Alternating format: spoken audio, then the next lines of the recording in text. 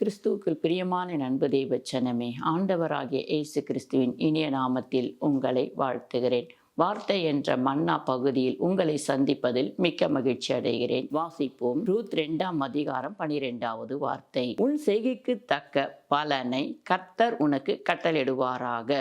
உன் செய்கைக்கு தக்க பலனை அப்படின்னு ஆண்டவர் இந்த நாளில் உங்களுக்கு ஒரு அழகான வார்த்தையை கொடுத்திருக்கார். உன் செய்கைக்கு தக்க பலனை கர்த்தர் உனக்கு கட்டளையிடுவாராக என்று சொல்கிறார். நம்ம நினைப்போம், நம்ம செய்கிறது யாருமே பார்க்கலையே, நம்ம எவ்வளோ நன்மை செய்தாலும் நமக்கு யாரும் உதவி செய்ய மாட்டேங்கிறாங்களேன்னு சொல்லி நம் தனிமையில் நிறைய நேரம் அழுது கொண்டு இருப்போம், கலங்கி கொண்டு இருப்போம். நம்மளால் முடிந்த அளவுக்கு நம்ம எல்லாருக்கும் நன்மை தானே செய்கிறோம், நம்ம தீமை செய்யலையே யாருக்கும் சொல்லி நம்ம புலம்பி கொண்டு இருப்போம். ஆனால் கர்த்தர் பார்த்து கொண்டு இருக்கிறார். பிரியமான தேவச்சனமே, அதனால தான் அவர் சொல்லுகிறார், எவ்வளோ அழகாய் சொல்லுகிறார் பாருங்கள். உன் செய்கைக்கு தக்க பலனை கர்த்தர் உனக்கு கட்டளையிடுவார். நான் உனக்கு கட்டளையிடுவேன் மகளே என்று சொல்லுகிறார்.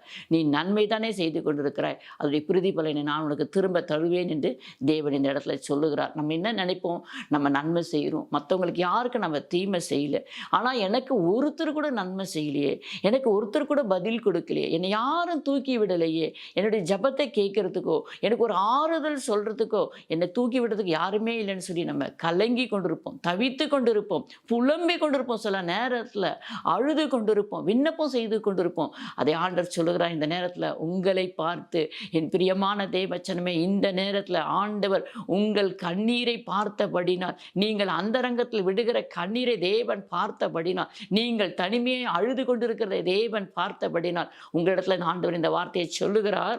உன் செய்கைக்கு தக்க பலனை நான் உனக்கு கட்டளையிடுவேன் என்று சொல்கிறார். அதாவது கர்த்தர் உங்களுக்கு கட்டளையிடுவார். பிரியமான தேவச்சனமே, நீங்கள் செய்த நன்மைகளுக்கு கர்த்தர் உங்களுக்கு பதில் செய்வார். அவர் ஒருபோதும் மறந்து போகிற தேவன் அல்ல. மனுஷங்க மறந்து போயிடுக்கலாம், ஆனால் ஆண்டவர் மறந்து போகவே மாட்டார்.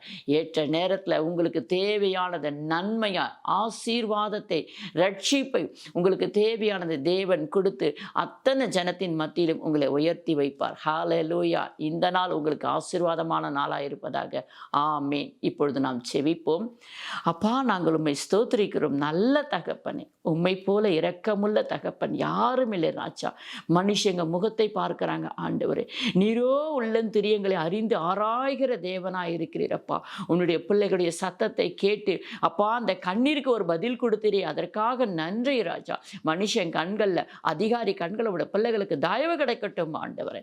தயவு கிடைத்த அந்த பிள்ளைகளை நீர் ஆசீர்வாதித்து உயர்த்துவீராக. இயேசு கிறிஸ்துவின் நாமத்தால் செபிக்கிறோம் ஜீவனுள்ள நல்ல பிதாவே. ஆமென். நமக்கு ஸ்தோத்திரப்பா, ஸ்தோத்திரம்.